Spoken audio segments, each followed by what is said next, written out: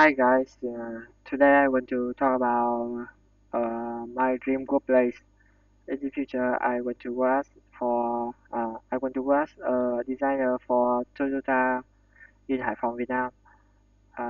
My office will has a computer, a monitor, a scanner, and a photocopier. The monitor, the scanner, and the mm, the scanner will be on my desk, and the photocopier will be next to them.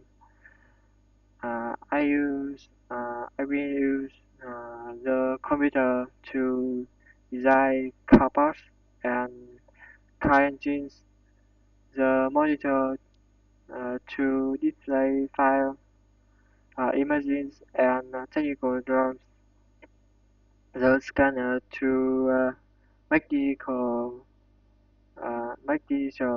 copies of documents and send them to the computer, and the photocopiers make paper copies of documents quickly and exactly.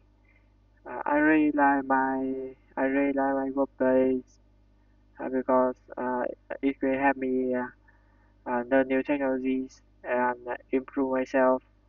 Thanks for listening.